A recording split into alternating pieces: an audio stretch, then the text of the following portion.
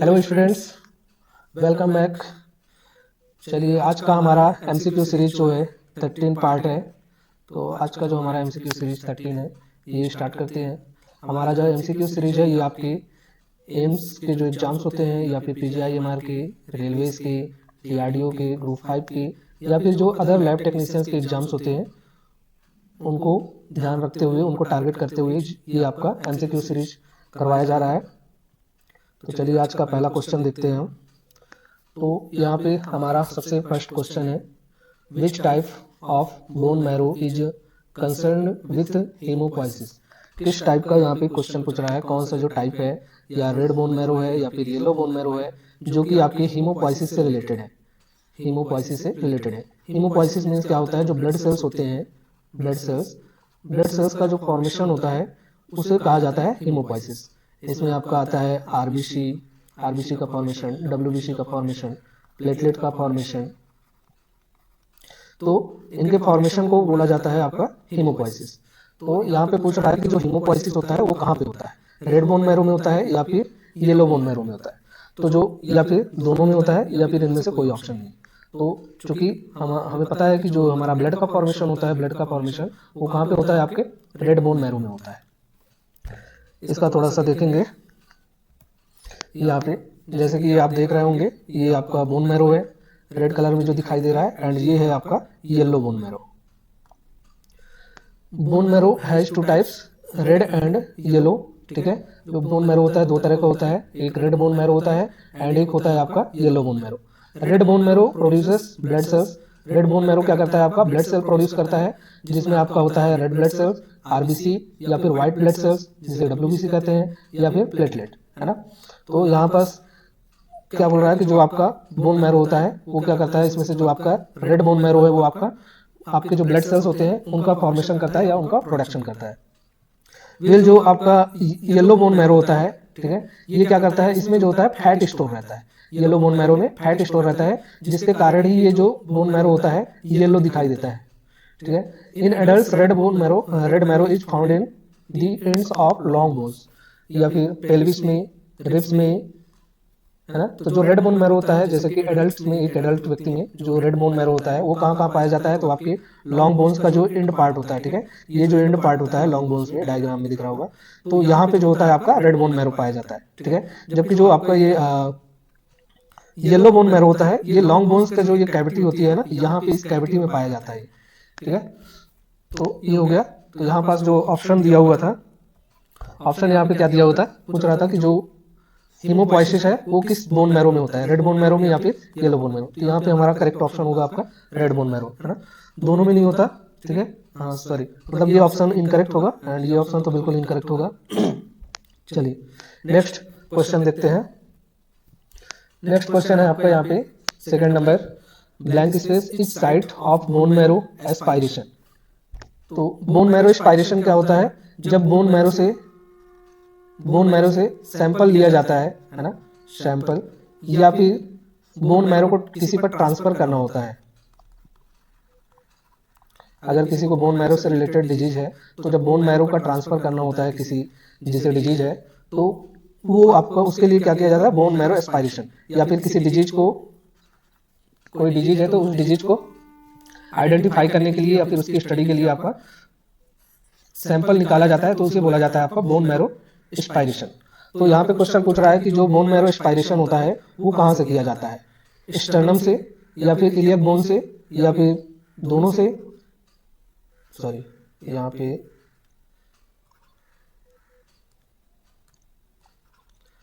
हाँ, यहाँ पे इलियक बोन है या फिर दोनों से या फिर नॉन ऑप्शन। तो इसका थोड़ा सा यहाँ पे एक्सप्लेन देखेंगे।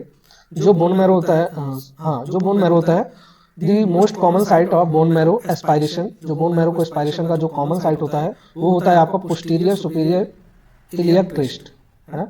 यहाँ पे आपको ये इलियक क्रिस्ट दिख रहा होगा, ठीक है। तो यहाँ से जो होता है बोन मैरो का एस्पायरेशन किया जाता है, या फिर बोन मैरो का जो सैंपल है या फिर बोन मैरो को जो है निकाला जाता है, या फिर ये एक कॉमन साइट है ना, पोस्टीरियर सुपीरियर इलियक क्रिस्ट जो होता है ये एक कॉमन साइट होता है, located on the back of the hip bone, ठीक है, जो कि आपके हिप बोन में बैक साइड में आपका लोकेट होता है। अदर जो साइट होते हैं बोन मैरो एस्पायरेशन के लिए, तो उसमें आपका anterior superior iliac cavity crest होता है, एंड स्टर्नम भी यूज होता है, स्टर्नम का भी यूज किया जाता है, एंड जो होता है वो टिबिया का भी यूज किया जाता है, जो टिबिया बोन होता है। जैसे कि यहाँ आप ये क्रिस्ट देख सकते हैं, ये आपका स्टर्नम बोन है यहाँ पे, एंड ये आपका यहाँ पे टिबिया बोन होता है। तो इन साइट्स का यूज किया जा सकता है बोन मैरो एस्पायरेशन के लिए। यहाँ पे जो ऑप्शंस दिए हुए हैं, स्टर्नम भी है एंड इलियक बोन भी है, और बाकी दो ऑप्शंस जो है वो ए और बी है, एंड एक है नॉन ऑप्शन। तो यहाँ पास जो इलियक बोन होता है उसका भी यूज किया जाता है, एंड जो स्टर्नम होता है इसका भी यूज किया जाता है। यहाँ पे थोड़ा स्पेलिंग मिस्टेक है, टाइपिंग मिस्टेक है यहाँ पे। तो जो स्टर्नम होता है उसका भी यूज किया जाता है। तो यहाँ पर जो इसका ऑप्शन होगा वो होगा आपका बोथ ए एंड बी, ठीक है। अभी ग्रुप 5 में जो क्वेश्चन पूछा हुआ था, ग्रुप 5 में वहाँ पे पूछा हुआ था कि जो चाइल्ड होते हैं, है ना, चाइल्ड होते हैं या फिर जो आपका क्या बोलते हैं, या फिर जो न्यू बॉर्न होते हैं, न्यू बॉर्न बेबीज, तो उनमें कहाँ से बोन मैरो एस्पायरेशन किया जाता है। तो उसमें ऑप्शन आपको दिया था, उसमें ऑप्शन दिया था, ये ऑप्शन था ये, और ऑप्शन आपका स्टर्नम भी दिया था, और ऑप्शन आपका टिबिया भी दिया था, है ना। तो यहाँ पर जो छोटे बच्चों में जो बोन मैरो का एस्पायरेशन किया जाता है वो टिबिया से किया जाता है, जिसे हम सिन बोन भी बोलते हैं, ठीक है। तो ये ग्रुप 5 2024 में अभी क्वेश्चन पूछा था। चलिए नेक्स्ट क्वेश्चन देखते हैं। नेक्स्ट क्वेश्चन है यहाँ पे, विच टाइप या फिर which agent is capable of denaturing the proteins, heat या फिर हैवी मेटल्स, एल्केलाइज या फिर ऑल ऑप्शंस। तो यहाँ पे डीनेचरिंग का मीन्स क्या है कि जो आपका प्रोटीन होता है, जैसे कि प्रोटीन होता है वो एमिनो एसिड से मिलकर बना होता है ना, जैसे प्रोटीन जो होता है आपके एमिनो एसिड से मिलकर बना होता है। तो डीनेचरिंग का मीन्स क्या होता है कि ये जो बॉन्ड है यहाँ पे, है ना, इस बॉन्ड को तोड़ दिया जाता है, और जब ये बॉन्ड टूटता है तो आपका ये एमिनो एसिड जो होता है वो क्या हो जाता है, अलग अलग हो जाता है, ठीक है। तो उस कंडीशन को बोला जाता है आपका प्रोटीन का डीनेचरिंग, ठीक है। मीन्स कि प्रोटीन जो होता है वो अपना जो नेचुरल स्टेट होता है उसको खो देता है, ठीक है। तो यहाँ पे एजेंट्स पूछा हुआ है कि कौन से एजेंट्स के थ्रू आपका ये जो प्रोटीन है ये डीनेचर्ड हो जाता है या फिर डीनेचरिंग हो जाता है प्रोटीन का। तो यहाँ पे हीट है, हैवी मेटल सॉल्ट्स है, या एल्केलाइज है ना। तो यहाँ पर जो इसका आंसर होगा वो ऑल ऑप्शंस होगा, ठीक है, क्योंकि एल्केलाइज के बाद एल्केलाइज के द्वारा भी आपका प्रोटीन का जो ये स्ट्रक्चर है ये क्या होता है, टूट जाता है। हैवी मेटल्स के थ्रू भी ये स्ट्रक्चर जो होता है डिस्ट्रॉय हो जाता है, एंड हीट के थ्रू भी ये जो स्ट्रक्चर होता है वो डिस्ट्रॉय हो जाता है, ठीक है। हीट का एक एग्जांपल आप लोग देख सकते हो, जैसे कि हम एग को, है ना, जो अंडा होता है, अंडे को जब बॉईल किया जाता है, ठीक है, तो जो अंडे को जब बॉईल किया जाता है तो बॉईल करने के बाद अंडा जो होता है, अंडे के अंदर जो प्रोटीन होता है वो प्रोटीन क्या हो जाता है, प्रेसिपिटेट हो जाता है, ठीक है, या फिर जम जाता है। तो इसका थोड़ा सा यहाँ पे देखेंगे, several agents can denature proteins, ठीक है। कुछ एजेंट्स हैं जो कि जैसे कि हीट, चेंज इन पीएच, जो पीएच चेंज होता है वो भी आपका, ठीक है, ऑर्गेनिक सॉल्वेंट्स या फिर कुछ केमिकल्स जैसे कि यूरिया या फिर गुआनियोडाइनियम क्लोराइड, ठीक है। तो ये जो आपके एजेंट्स हैं ये क्या कर सकते हैं, आपके प्रोटीन को डीनेचर्ड कर सकते हैं, है ना। Heat, changes in pH, pH change होगा तो, या फिर ऑर्गेनिक सॉल्वेंट्स जो भी होंगे, ठीक है, या फिर केमिकल जैसे कि आपका यूरिया या गुआनियोडाइनियम क्लोराइड, ठीक है। चलिए यहाँ पे क्वेश्चन क्या पूछा हुआ था, यहाँ पे क्वेश्चन पूछा हुआ था विच एजेंट, है ना। तो यहाँ पास जो हीट भी है वो भी क्या करता है, डीनेचर करता है, हैवी मेटल्स भी डीनेचर करता है, एंड जो एल्केलाइज होते हैं या केमिकल एल्केलाइज केमिकल होते हैं वो भी प्रोटीन को डीनेचर करते हैं। तो यहाँ पास जो करेक्ट ऑप्शन हो जाएगा आपका डी नंबर हो जाएगा आपका करेक्ट ऑप्शन। नेक्स्ट क्वेश्चन में चलते हैं। नेक्स्ट क्वेश्चन है यहाँ पास, normal range of glycated haemoglobin is, ठीक है। ग्लाइकेटेड हीमोग्लोबिन क्या होता है, ठीक है। ग्लाइकेटेड हीमोग्लोबिन क्या होता है, जब किसी को शुगर, है ना, जब किसी व्यक्ति में जो शुगर होता है या फिर डायबिटीज होता है, ठीक है, किसी को शुगर या डायबिटीज स्टार्ट होता है, जब शुगर या डायबिटीज किसी के बॉडी में इंक्रीज हो जाता है, ये जो शुगर है ये जब इंक्रीज हो जाता है तो जो एचबी बनता है ना, जो एचबी बनता है, हीमोग्लोबिन बनता है, तो इसके साथ कंबाइन हो जाता है ये आपका ग्लूकोज, ठीक है। ग्लूकोज जो होता है वो हो जाता है कंबाइन, ठीक है। तो इसी को बोला जाता है आपका ग्लाइकेटेड ग्लूकोज, ठीक है। तो ये कहलाता है आपका ग्लाइकेटेड ग्लूकोज। तो इसी ग्लाइकेटेड ग्लूकोज का यहाँ पे नॉर्मल रेंज पूछा जाता है, ठीक है। जिस पेशेंट को डायबिटीज की शिकायत रहती है या फिर डायबिटीज चेक करवाते हैं तो उनमें ये एक टेस्ट करवाया जाता है HbA1c, ठीक है, HbA1c ये टेस्ट करवाया जाता है। तो उसमें क्या पता चलता है कि जो एच बी मीन्स जो ग्लूकोज है या फिर जो डायबिटीज है वो कितने मंथ से है, ठीक है। तो ये 2 से 3 मंथ को इंडिकेट करता है, 2 से 3 मंथ को ये इंडिकेट कर देता है कि कितने मंथ से आपका एच बी जो है वो बढ़ा हुआ है। तो यहाँ पे जो ये HbA1c टेस्ट होता है या फिर इसे बोलते हैं आप glycated haemoglobin. Glycated haemoglobin means glucose जो है, ग्लूकोज के साथ जो हीमोग्लोबिन होगा, ठीक है, तो ये ग्लाइकेटेड हीमोग्लोबिन कहलाता है। तो इसका यहाँ पे परसेंटेज पूछ रहा है, 4 से 7%, 10 से 15% या फिर 8 से 10% या फिर लेस देन 1%। तो यहाँ पास अभी इसका नॉर्मल रेंज देखेंगे, इसका जो नॉर्मल रेंज होता है वो 4 से 7% के आसपास होता है, ठीक है। इसका थोड़ा डिटेल देखेंगे यहाँ पे, ये ठीक है।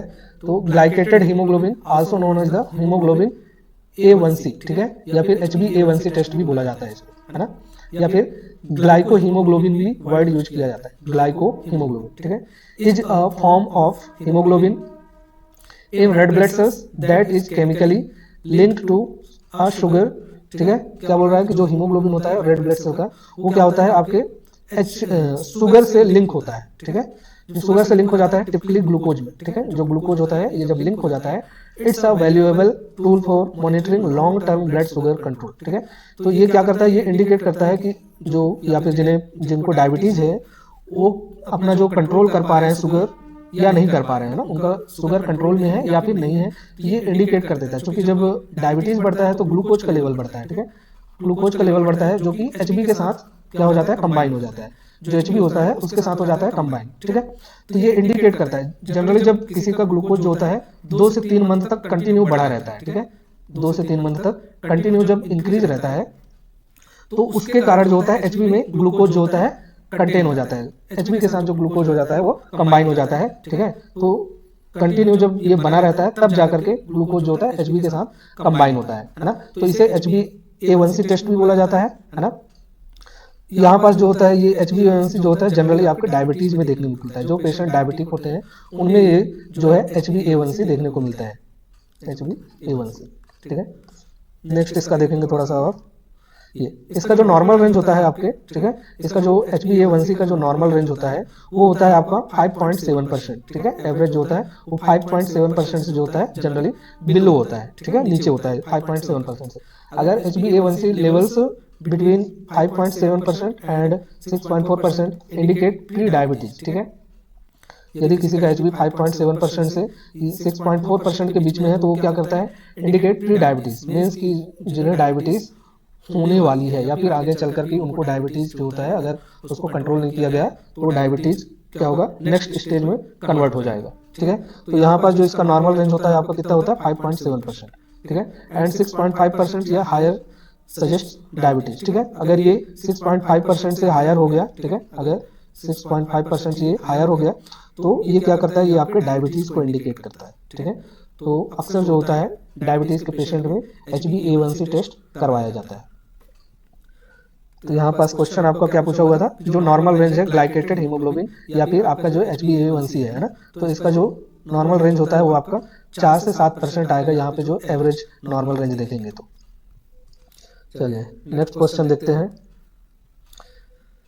नेक्स्ट क्वेश्चन है आपका 5th number, in grey platelet syndrome, ठीक है। क्या बोल रहा है, ग्रे प्लेटलेट जो सिंड्रोम होता है वो क्या होता है, या फिर ग्रे प्लेटलेट सिंड्रोम जो होता है वो किस कारण से होता है। यहाँ पे जो ऑप्शन दिया हुआ है, अब्सेंस ऑफ लाइसोसोम्स, मीन्स की जो प्लेटलेट है उसमें अगर लाइसोसोम अब्सेंस होगा तो उसे ग्रे प्लेटलेट कहते हैं, या फिर अल्फा ग्रेन्यूल्स डिसइम्यूनिस्ट, ठीक है, जो अल्फा ग्रेन्यूल्स होते हैं प्लेटलेट में उनकी कमी को डिमिनिश मीन्स कमी को या फिर अब्सेंस के कारण जो सिंड्रोम होता है, या फिर dense bodies are decrease, means की जो डेंस बॉडीज होती हैं आपके, या फिर ये भी एक तरह के ग्रेन्यूल्स होती हैं, ठीक है, ये भी एक तरह के ग्रेन्यूल्स होते हैं, तो या फिर इसके डिक्रीज से होता है, या फिर रिड्यूस नंबर ऑफ माइक्रोपैरोक्सिसोम्स। यहाँ पे क्वेश्चन पूछ रहा है कि जो आपका ग्रे प्लेटलेट सिंड्रोम है वो इनमें से किस कारण से होता है, ठीक है। यहाँ पास इसका थोड़ा सा ग्रे प्लेटलेट सिंड्रोम का ऑप्शंस देखेंगे, ठीक है। तो जो ग्रे प्लेटलेट सिंड्रोम होता है या फिर इसे शॉर्ट फॉर्म में GPS भी कहते हैं, इज अ रेयर सिंड्रोम, ठीक है, ये एक रेयर टाइप का सिंड्रोम होता है, ठीक है। ये जो होता है इनहेरिटेड होता है, इनहेरिटेड मीन्स ये आपको अपने पेरेंट्स से प्राप्त होता है, ठीक है। इसमें क्या होता है, bleeding disorder characterized by a deficiency of absence of alpha granules, है ना, इन प्लेटलेट्स, ठीक है। तो जो प्लेटलेट में आपका अल्फा ग्रेन्यूल्स जब डिक्रीज हो जाता है या फिर उसकी डेफिशिएंसी हो जाती है या फिर वो आपका एब्सेंस हो जाता है, ठीक है, जब प्लेटलेट में आपका अल्फा ग्रेन्यूल्स एब्सेंट होता है तो उस कंडीशन को बोला जाता है आपका ग्रे प्लेटलेट सिंड्रोम, ठीक है। जिससे रिजल्ट इसका क्या निकलता है, जब ये अल्फा ग्रेन्यूल्स प्लेटलेट डिक्रीज हो जाता है तो इसका रिजल्ट क्या होता है, जो प्लेटलेट्स होते हैं वो आपके जो ब्लड स्मीयर, आप जब उसमें देखोगे ब्लड स्मीयर को तो उसमें आपके ग्रे कलर के अपीयर होते हैं, है ना। ओके, हाँ ठीक है। यहाँ पे this deficiency leads to impaired platelet function and a tendency towards excessive bleeding, ठीक है। तो ये जो ग्रेन्यूल्स होते हैं इसके डेफिशिएंसी क्या होता है, जो प्लेटलेट का फंक्शन होता है वो इम्पेयर्ड हो जाता है, ठीक है, खराब हो जाता है, प्लेटलेट ठीक से फंक्शन नहीं कर पाता है, जिसके कारण क्या होती है, एक्सेसिव ब्लीडिंग की टेंडेंसी होती है। मीन्स अगर आपको चोट लगता है तो वहां से आपको एक्सेसिव ब्लीडिंग होगा, मीन्स ब्लड बहता ही रहेगा, जो होगा वो रुकेगा नहीं, ठीक है। तो ये है आपका, इसे बोला जाता है आपका ग्रे प्लेटलेट सिंड्रोम, ठीक है। तो ग्रे प्लेटलेट सिंड्रोम मीन्स आपका जो अल्फा ग्रेन्यूल्स है वो प्लेटलेट में कम हो जाते हैं।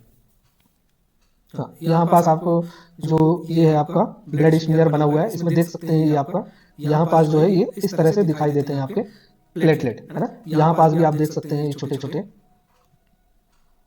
ये होते हैं, ठीक है। ये आपका आरबीसी है और ये आपका है प्लेटलेट, ठीक है। तो इस तरह से ग्रे सिंड्रोम में आपके प्लेटलेट दिखाई देते हैं। तो यहाँ पे क्वेश्चन क्या पूछा हुआ है, grey platelet syndrome in grey platelet syndrome, किस कंडीशन में जो आपका होगा वो ग्रे प्लेटलेट होगा। तो यहाँ पे हमारा जो ऑप्शन है वो आपका अल्फा ग्रेन्यूल्स आर डिमिनिश्ड, ठीक है। जो अल्फा ग्रेन्यूल्स होते हैं वो तो या तो एब्सेंस होते हैं या फिर वो आपके डिक्रीज कंडीशन में होते हैं या फिर कम होते हैं ना, लो क्वांटिटी में होते हैं। तो उस कंडीशन में आपका प्लेटलेट ग्रे सिंड्रोम जो होता है हो जाता है, ठीक है। ये एक तरह का इनहेरिटेड होता है। चलिए नेक्स्ट क्वेश्चन देखते हैं। चलिए नेक्स्ट क्वेश्चन है आपका 6 number, haemoglobin has 2 alpha chain and 2 delta chain. यहाँ पे पूछा हुआ है, जो ब्लैंक है यहाँ पे कौन सा हीमोग्लोबिन है जिसमें 2 अल्फा एंड दो beta chains, sorry 2 delta chains and 2 alpha chains present होते हैं, ठीक है। तो जो हीमोग्लोबिन होता है, चूंकि ये प्रोटीन प्लस आयरन से बना होता है ना, प्रोटीन प्लस आयरन से बना होता है, तो जो ये प्रोटीन प्लस आयरन से बना होता है, ठीक है। तो यहाँ पे पूछ रहा है कि जो प्रोटीन होते हैं, ठीक है, प्रोटीन में कई तरह के प्रोटीन जो होते हैं वो अल्फा भी होते हैं एंड बीटा भी होते हैं एंड डेल्टा भी होते हैं। तो यहाँ पे जो पूछ रहा है कि कौन सा हीमोग्लोबिन है जिसमें 2 alpha and 2 delta chain present होता है। तो इसका पहले थोड़ा सा यहाँ पे डिस्क्रिप्शन देखेंगे, ये ठीक है। तो आपका ये जो हीमोग्लोबिन होता है जिसे HbA भी बोला जाता है या फिर टाइप होता है HbA2 एंड HbF टाइप भी होता है। तो जो हीमोग्लोबिन ए होता है, ठीक है, ये टाइप्स है हीमोग्लोबिन के। तो हीमोग्लोबिन जो टाइप ए होता है ये मोस्ट अबंडेंट टाइप होता है ना। जो हीमोग्लोबिन ए होता है ये सबसे ज़्यादा पाया जाता है आपके ब्लड में, या सॉरी आरबीसी में, ठीक है। इस टाइप के हीमोग्लोबिन जो होते हैं आरबीसी में सबसे ज़्यादा होते हैं, ठीक है। तो हीमोग्लोबिन इन एडल्ट्स, ठीक है, ये कहाँ पाया जाता है आपके एडल्ट्स में, and is composed of 2 alpha chain and 2 beta chains. तो जो ये आपका हीमोग्लोबिन होता है ये 2 अल्फा एंड 2 बीटा होता है। दूसरा है आपका हीमोग्लोबिन टाइप जो है आपका 2 है, ठीक है। ये किन किन चैन से बना होता है, तो इसमें होता है 2 अल्फा चैन और 2 होता है आपका डेल्टा चैन, ठीक है। नेक्स्ट है आपका फेटल हीमोग्लोबिन, ऑप्शन में जो दिया था, ठीक है। तो ये कैसा आता है, this type of haemoglobin found primary in foetuses and newborn, ठीक है। तो जो ये आपका फीटल हीमोग्लोबिन होता है ये आपके न्यू बॉर्न में पाया जाता है या फिर फीटस में पाया जाता है। इस टाइप का हीमोग्लोबिन ये क्या होता है, आपके 2 अल्फा चैन से एंड 2 गामा चैन से मिलकर बना होता है, ठीक है। नेक्स्ट आपका जो ये ऑप्शन में जो दिया था हीमोग्लोबिन एस, तो ये जो हीमोग्लोबिन एस होता है ये एक तरह का सिकल सेल बोला जाता है इसको। सिकल सेल डिजीज में जो होता है आपका हीमोग्लोबिन एस टाइप बनता है, ठीक है। जिसमें से आपका जो आरबीसी होता है वो आपका क्या बोलते हैं सिकल सेप का हो जाता है, ठीक है। तो इसमें क्या होता है, एबनॉर्मल बीटा हीमोग्लोबिन चैन, ठीक है। इसमें क्या हो जाता है, जो बीटा चैन होता है हीमोग्लोबिन का, हीमोग्लोबिन चैन का जो बीटा चैन होता है वो क्या हो जाता है आपका एबनॉर्मल हो जाता है। तो उस कंडीशन में आपका सिकल सेल क्रिएट होता है, ठीक है। आगे देखेंगे, specifically it contains 2 normal alpha globin chains and 2 mutated beta globin chains, ठीक है। तो इसमें क्या हो जाता है, जो अल्फा चैन होता है वो क्या होता है नॉर्मल होता है, ठीक है। जो अल्फा चैन होता है वो नॉर्मल होता है, लेकिन जो बीटा चैन होता है वो क्या हो जाता है म्यूटेटेड हो जाता है। तो यहाँ पे जो होता है 2 अल्फा चैन नॉर्मल होता है एंड 2 बीटा चैन जो होता है हीमोग्लोबिन ग्लोबिन का वो क्या हो जाता है म्यूटेटेड होता है। म्यूटेटेड मीन्स जो होता है वो चेंज हो जाता है, ठीक है, जब चेंज हो जाता है option reference to beta change this mutation a substitution of valine for glutamic acid at the 6th position, ठीक है। तो सिकल सेल कंडीशन कब हो जाता है, जब 6th पोजीशन में, ठीक है, जो चैन होता है उसका जो 6th पोजीशन होता है, जब चैन के 6th पोजीशन में आपका जो ग्लूटामिक एसिड होता है ना, ये जो ग्लूटामिक एसिड होता है, तो इस ग्लूटामिक एसिड के प्लेस में आपका ये वेलाइन आ जाता है, ग्लूटामिक एसिड के बेस पर प्लेस पर, ठीक है, ग्लूटामिक एसिड जो होता है उसके प्लेस पर जो आपका ये वेलाइन रिप्लेस हो जाता है, ठीक है। तो उस कंडीशन में आपका जो एचबी होता है या फिर जो आपका आरबीसी होता है, आरबीसी वो किस तरह से हो जाता है, कुछ इस तरह से हो जाता है, ठीक है।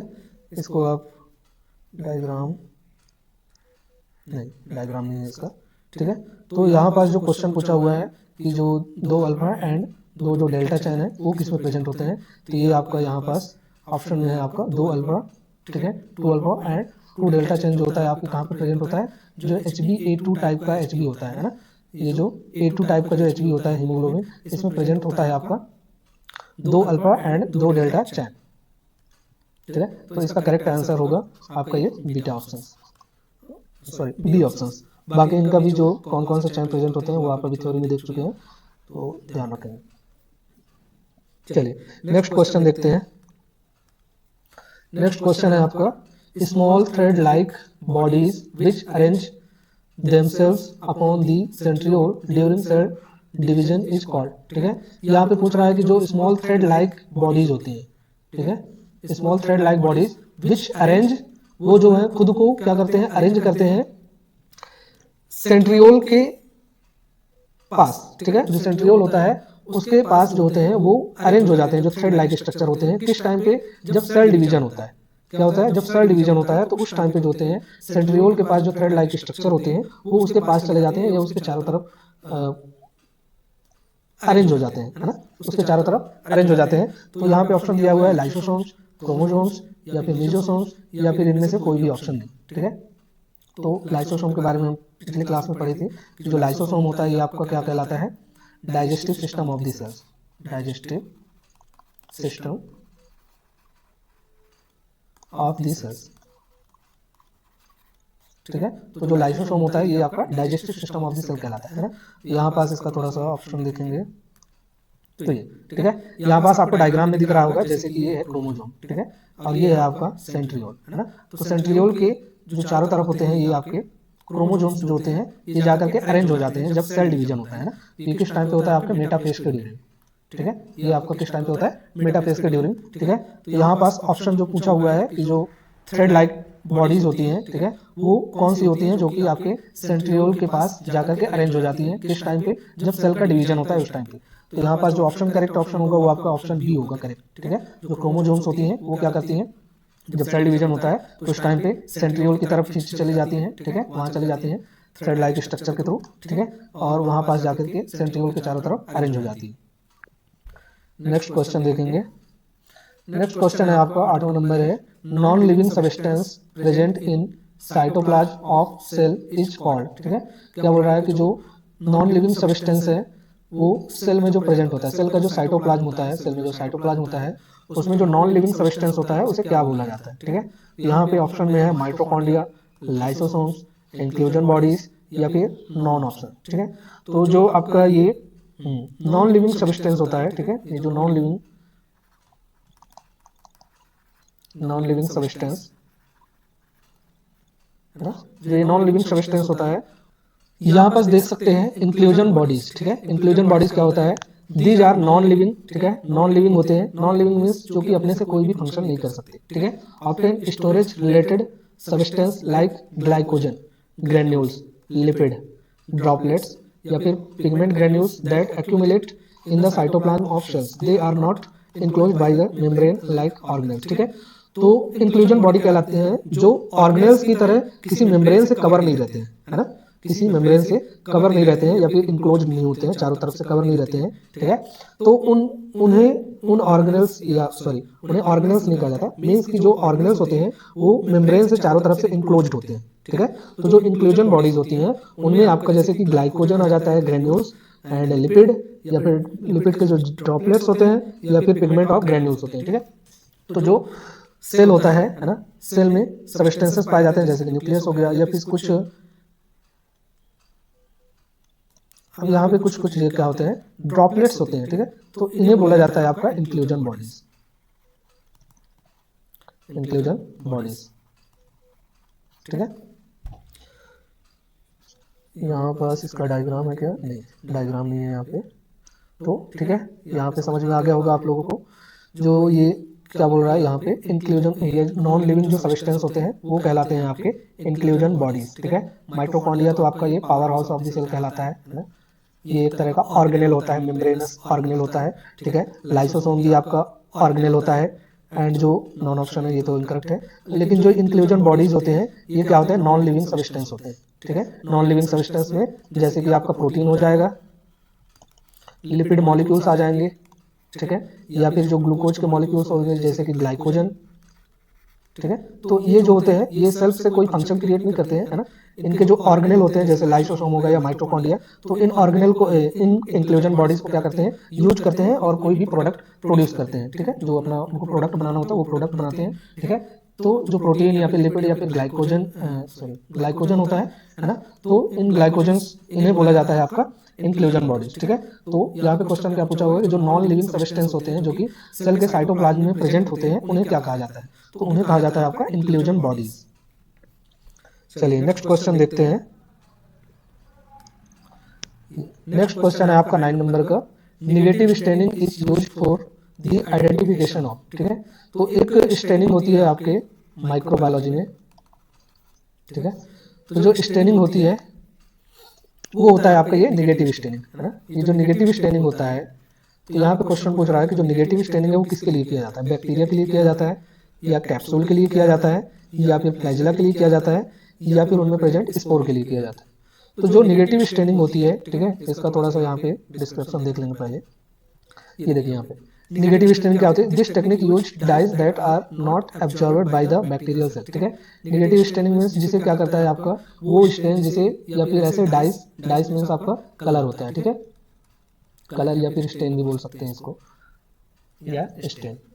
तो ऐसे डाइस या फिर कलर या फिर स्टेन जिसे बैक्टीरियल सेल क्या करता है, एब्जॉर्ब नहीं करता, मींस कि जब स्टेन करेंगे तो उससे बैक्टीरियल सेल का जो मेम्ब्रेन होगा वो उसे एब्जॉर्ब नहीं करेगा, या फिर बैक्टीरियल सेल उसे एब्जॉर्ब नहीं करेगा, but rather stand the background, ठीक है। लेकिन उसका जो बैकग्राउंड होगा उसको स्टेन कर देता है, ठीक है। This allow us the structure of interest, in this case the capsule, ठीक है। अगर किसी बैक्टीरिया में, ठीक है, मींस ये बैक्टीरिया है तो उसके चारों तरफ एक कैप्सूल भी प्रेजेंट होता है, ठीक है। कुछ बैक्टीरिया होते हैं जिनमें चारों तरफ उनके कैप्सूल प्रेजेंट होता है, तो उसे जो होता है उसका बैकग्राउंड को जो होता है ये आपका निगेटिव स्टेनिंग क्या कर देता है, कलर कर देता है, ठीक है। यहाँ पे आप जैसे डायग्राम पे देख सकते हैं कि ये बैक्टीरिया है ना, ये जो ब्लैक कलर का है ये बैक्टीरिया है, लेकिन ये जो इसके चारों तरफ स्टेनिंग हुआ है ये आपका क्या है,